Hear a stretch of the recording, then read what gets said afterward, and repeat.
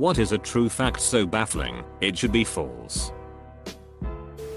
There is a 1 in roughly 5, 2 to the 61st power chance that, if you were to slap a table, all of the molecules in your hand and the table would miss each other, and your hand would go through it. Story time. I learned this fact from a deep intellectual conversation with my engineering class 2 years ago, so there very well could be some kind of detail I'm missing here, but nonetheless, what I said is theoretically true. There used to be a radioactive energy drink called Raditha that was in the US market for a decade from 1918 to 1928. Some of the more prominent users had to be buried in lead coffins. Didn't they take that off the market after some guy drank so many of them, so quick that his lower jaw fell off? Giant squids have a donut-shaped brain, so their esophagus can run through the middle. If they try to swallow too large a bite of food they can get brain damage. It's crazy to think that giant squid used to be one of those mysterious sea monsters. You could take away all of Wayne Gretzky's goals that he scored during his career and he would still be the all-time NHL points leader off his assists alone. Bonus Gretzky fact: he and his brother own the record for being the highest scoring pair of siblings. Brent had 4 points in his whole career. Of every father/son combo in NHL history, Wayne and Trevor Gretzky have the most goals. Trevor Gretzky was a baseball player. Every day that you go to work you pass more people than an average medieval person did in their entire life. The youngest mother to give birth became pregnant at 4 years old. If a gorilla looks grumpy, it's because they are relaxed and at ease. The USA is the 3rd most populated nation on Earth. If you were able to add 1 billion people to the US population today, it would still be the 3rd most populated nation on Earth. The gravity of black holes is so great that it literally bends light around the black hole, so that if you could somehow stand close enough to a black hole and look straight ahead, you would actually see the back of your own head. Greenland extends east of, west of, south of and north of Iceland. A morbidly obese person can survive with absolute starvation without any sickness or feeling ill, under close control. There have been studies since 60s. There is a patient in 1973 who went under a 382-day starvation diet for therapeutic purposes under close control with only vitamin and mineral supplements, and water intake without protein, carbohydrate or fat intake, no food at all. Dropped from 207 kilograms to 88 kilograms and maintained it. After a follow-up checkup 5 years later, the patient was 96 kilograms, stabilized. Prolonged fasting had no ill effects. If anybody is curious about the article, the PubMed ID is PMC 2,495,396. Edit. Fixed autocorrect. Keep in mind for anyone tempted to imitate, multiple others attempted this after him and wound up dead. Do not try this at home. It requires very strict supervision. From what I remember, a lot of deaths are from when they start eating again. You have to start back extremely slowly. Giraffe seat bones. When I was in Africa we were legit surrounded by a family of 12 giraffes. Then one bent over and picked up a gazelle carcass, looked dead into our eyes as it ate its leg. It was so fucking creepy.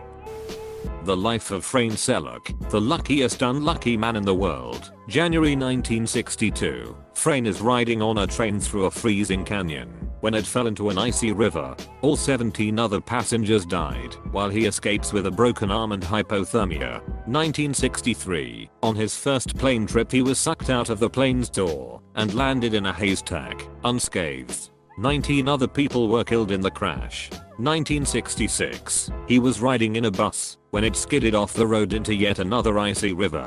4 passengers drowned, while he only received some minor cuts and bruises. 1970. His car's engine burst into flames while he was driving, but he managed to escape before it exploded. 1973. In yet another driving incident, his car's engine was doused with hot oil from a broken fuel pump. This caused flames to shoot through the air vents, singing off all of his hair. He was otherwise unharmed. 1995. He was hit by a bus, but only sustained minor injuries. 1996. To escape a head-on collision with a United Nations truck on a mountain curve, he swerved into a guardrail that broke on impact. To save himself, He jumped out of his car's open door and grabbed onto a tree branch as he watched his car plummet off the cliff. Suffice to say, the guy had a complicated relationship with the Grim Reaper. Edit. Got his name wrong. Edit 2. Got the first edit wrong. Turns out I was right the first time. He also won the lottery, I think. Yup.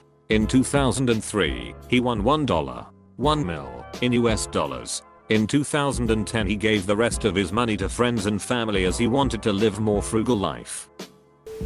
Taser is actually an acronym for Thomas A. Swift's electric rifle. T-A-S-E-R. Laser is also an acronym for light amplified by stimulated emissions of radiation. SCUBA is an acronym for self-contained underwater breathing apparatus. When the 22nd president of the U.S., Grover Cleveland, was 27 years old, he was friends with a married couple who had a baby girl named Frances. As a gift, he bought them a high-end baby stroller for little Frances. 21 years later, he married Frances and she became the youngest first lady. Think about that. Ireland was a net exporter of food during the Great Potato Famine. That's what caused the famine. The Brits exported all the food and the Irish were left with only one small kind of potato for themselves, which then was afflicted with disease. More people died making the V2 rockets during WW2 than were killed by them. Another fun fact about V2 rockets: Germany was facing a large issue with rocket fuel shortages during the project because people kept drinking it. The fuel was made from 70% ethyl alcohol and 30% water, distilled from potatoes. It was the most economically viable fuel at the time, since they were already very low on other fuels. To stop workers from drinking it, they denatured the alcohol, essentially poisoning it, but people kept drinking it anyways and getting extremely ill. This simply caused people to start leaving the V2 program, suggesting that they were only in it for the free alcohol. This also means that any alcohol over 70% ABV is stronger than actual WW2 rocket fuel. During Prohibition in the US, people started drinking industrial alcohol and hardcore prohibitionists insisted that it be denatured by the addition of methanol. The strategy actually backfired because people saw that guys who committed the only crime of sneaking a little banned drink were being punished with blindness and death. The color orange is named after the fruit. Before, the color orange was called red. This is why people with orange hair are called redheads. Sharks evolved before trees did. Trees evolved before the bugs responsible for rotting, i.e., bacteria which could eat lignin and cellulose, did.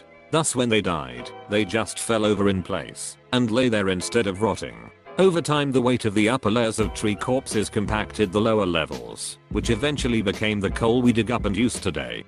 The coolest thing about this is that, since there were so many trees just blanketing the continents of the earth, and that they were basically sitting on top of coal, that whenever something, say, a lightning strike, hit a dead pile of wood, it could spark a forest fire that would rage across large swaths of whole continents, and they would last for years. Think about how fucking insane that would look from space, or the top of a mountain. Just nothing but fire for as far as you can see in all directions. Only 4 people have been to the Challenger Deep, the deepest part of the ocean. One of those people is James Cameron, the director of Titanic.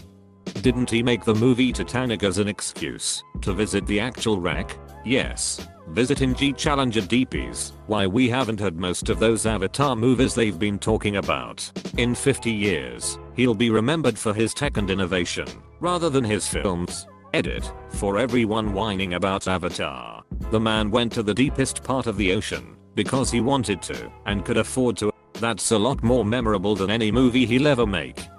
He shot Avatar in native 3D and many directors exploited the 3D branding while relying on cheap 2D to 3D digital conversion. It's also true that 3D was the reason most cinemas converted from film to digital. So now when you go to cinema, you neither get the 3D James wanted nor the celluloid screening of a film. Things in US actually worsened to the point where people were ready to pay premium for digital 2D, a lose-lose for cinema goers. From 1613 and 1620 a samurai traveled to Rome by way of Mexico. During this time, Shakespeare was still alive, Virginia had been founded for around a decade. Galileo was accused of heresy, and Pocahontas arrived in England. He met the Pope. He was made a Roman citizen. His name was Hasekura Tsuneniga, and was the last Japanese person to officially visit Europe until around 1860. President John Tyler, born in 1790, has 2 living grandsons. A similar one I like is that there is a living person who is the daughter of a US Civil War veteran, at least as of 2017.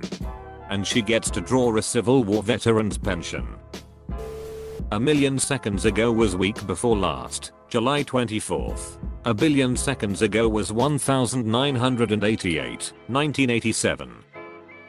Ed made some rounding errors. We're looking at November 1987.